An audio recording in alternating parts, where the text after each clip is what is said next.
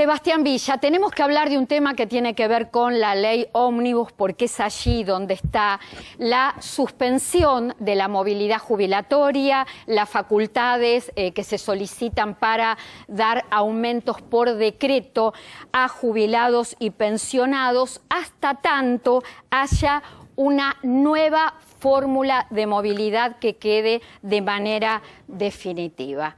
¿Nos pasás en limpio más que nada los pro y los contra de este artículo, que es el 106, que está en el capítulo 3 de la ley ómnibus? ¿Cómo afecta o puede favorecer a los jubilados? Sí, Clara, mira, la última fórmula de movilidad jubilatoria que teníamos, que si prospera este proyecto se suspendería, la verdad que fue a la baja. Si vemos la movilidad jubilatoria en el último tiempo, subió un 110%, es decir, los saberes de los jubilados se licuaron.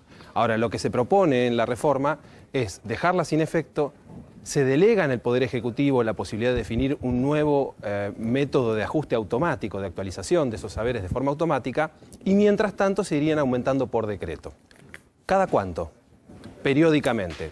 No sabemos. El gobierno dice que quizás mensual, pero no lo sabemos. ¿En base a qué? ¿En base a qué? A parámetros que pretenden ser equitativos y favoreciendo principalmente a los saberes de la mínima. Pero no sabemos qué va a pasar con el resto. Lo que pasa es que eso es lo que crea malestar, claro. Porque lo que vos decís tiene que ver de alguna manera con lo que yo decía en la editorial. Los jubilados y pensionados que vienen tan golpeados y tan castigados necesitan previsibilidad e información clara, precisa, concreta. Claro, y no solo los de la mínima, porque digamos, la inflación afecta a todos. Y si modificamos solamente la mínima y no ajustamos los otros, el poder adquisitivo del jubilado que no gana la mínima se ve por demás afectado. Ahora, la nueva fórmula de movilidad, ¿qué tendrá? No se sabe. Es decir, claramente la que estaba no estaba funcionando bien. Lo que tenía de positivo era que era automática. Y cada 3 meses, quizás la nueva fórmula tenga una periodicidad menor en el contexto de inflación, no lo sabemos. Ahora, el temor, creo que está viviendo hoy el jubilado, es qué va a pasar mañana. Vos decías febrero, el bono, no sabemos de cuánto va a ser, pero tampoco sabemos si va a haber una movilidad antes de marzo o habrá que esperar a marzo para que haya algún decreto del Poder Ejecutivo aumentando los saberes. Ahora, esta nueva fórmula de movilidad que quedaría definitivamente, y mientras tanto aumentos por decreto, debería tratarla el Congreso de la Nación. Lo que trataría el Congreso de la Nación es... No lo puede definir el Poder Ejecutivo. Y lo que pasa es que la norma que está en la ley ómnibus lo que propone es la eliminación del actual y delegar en el Poder Ejecutivo que defina el nuevo mecanismo de actualización automática. Con lo cual se delegaría la facultad para que el Poder Ejecutivo sea el que lo defina, delegado por la ley. Mientras tanto haría aumentos por decreto. Entonces, ¿cuál va a ser el mecanismo? ¿Cómo actualizará? ¿Con qué periodicidad? No lo sabemos aún. Bueno, vamos a hablar de muchos temas que tienen que ver con el uso a partir de ahora de la tarjeta de crédito, viajes al exterior, bueno, ¿qué se puede utilizar? Más que nada, todo lo que tiene que ver con el tema de los intereses. Vamos a estar hablando del divorcio express, vamos a estar hablando de monotributistas y autónomos, y vamos a estar hablando con nuestra comunicadora espiritual. Mientras tanto, me dicen sí, que ya está Adrián Trócoli, porque tenemos su análisis, su balance de todo lo que tiene que ver con esta ley ómnibus, la posible suspensión de la movilidad jubilatoria y la pérdida de poder adquisitivo de jubilaciones y pensiones. Adrián. Hola Clara, ¿cómo están todos? Bueno, se hizo público lo que ya sabíamos. Hace 2 semanas el ministro de Economía anunció que iban a hacer esto, ahora mandaron el proyecto de ley. El proyecto de ley tiene 2 puntos muy sencillos y que genera un problemita. Vamos por lo fácil. Primero, se suspende la ley de movilidad. Los efectos de suspender la ley de movilidad tienen un objetivo claro, que no se repita lo de diciembre. En este último trimestre que termina mañana, lo que pasó fue esto: 50% de inflación, 21% de movilidad jubilatoria. La idea del gobierno es que esto no se repita, porque seguramente esta ley de movilidad, dictada hace 3 años, va a dar exactamente el mismo problema. Entonces, para evitar que los jubilados vuelvan a perder contra la inflación, lo que se le pide al Congreso de la Nación es que suspenda la ley de movilidad, le permita al Ejecutivo fijar por decreto una movilidad razonable. Este es un punto, no debería tener un problema. Claro, el inconveniente del proyecto de ley es que lo deja sin edie, como decimos los abogados, sin fin alguno. Simplemente hay que acotarlo en el tiempo. Esto es una emergencia. La Corte Suprema de Justicia de la Nación tiene dicho 20.000 veces que las emergencias tienen que tener un tiempo determinado. Entonces, si nosotros recibimos por parte del Poder Legislativo, de la Cámara de Diputados, exactamente lo que mandó el Ejecutivo, pero poniéndole una cota en el tiempo,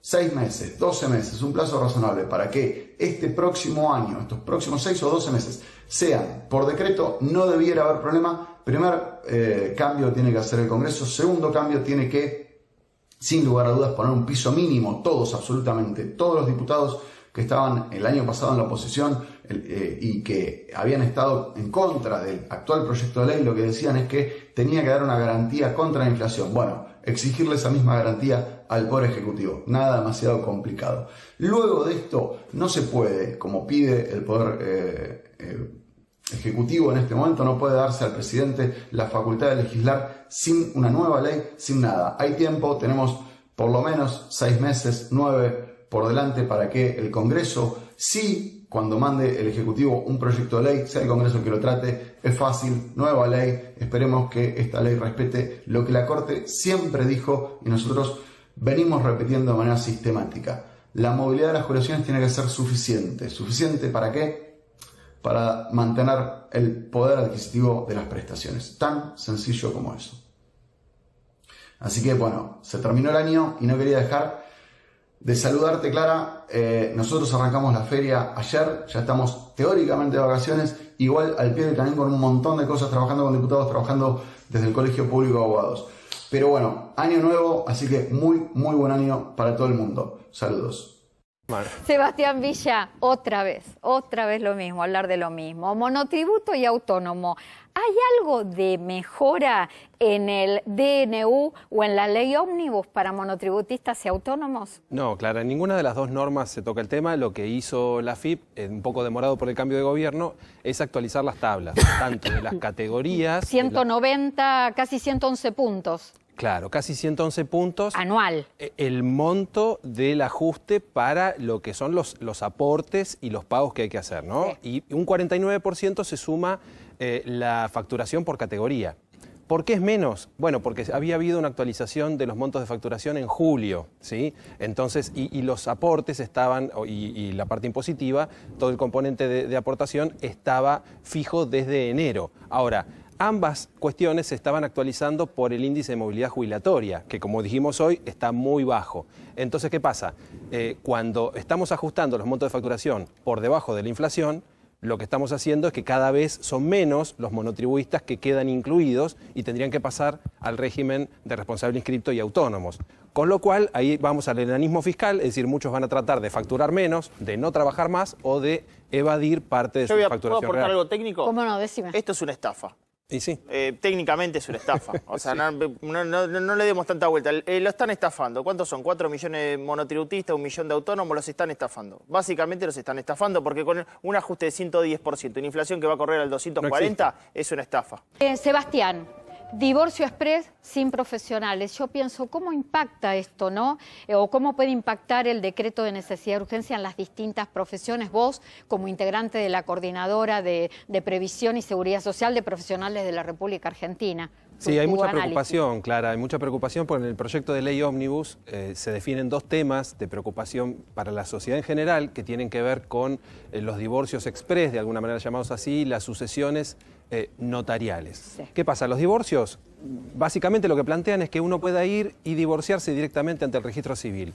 Pero ¿qué pasa con los derechos de la gente, el análisis de la situación, de cómo se va a resolver la situación familiar, el hogar conyugal, el cuidado de los hijos, los alimentos, la división de bienes? Todas esas cuestiones requieren de un asesoramiento, más que nada porque hay personas vulnerables, hay derechos en juego que son... es problemático resolverlo sin el asesoramiento adecuado de un abogado, que es la persona que está preparada para eso. Podés firmar sin saber lo que estás firmando. Claro, por supuesto, y el caso de las sucesiones notariales, el problema es que termina encareciendo en realidad los costos porque requieren patrocinio letrado, pero a la vez se harían ante un escribano al que va a haber que pagarle también. Entonces eso para la sociedad no sé hasta qué punto termina siendo conveniente. Pero también hay preocupaciones, te comento, estamos recibiendo muchas consultas estas semanas porque en el DNU también como decía el farmacéutico Pesenti, la preocupación de los farmacéuticos, los farmacéuticos más pequeños se ven en riesgo, y la salud pública en el sentido de que efectivamente, digamos, el hecho de poder expender medicamentos sin receta en cualquier lugar es algo, me parece, bastante peligroso para la sociedad en general.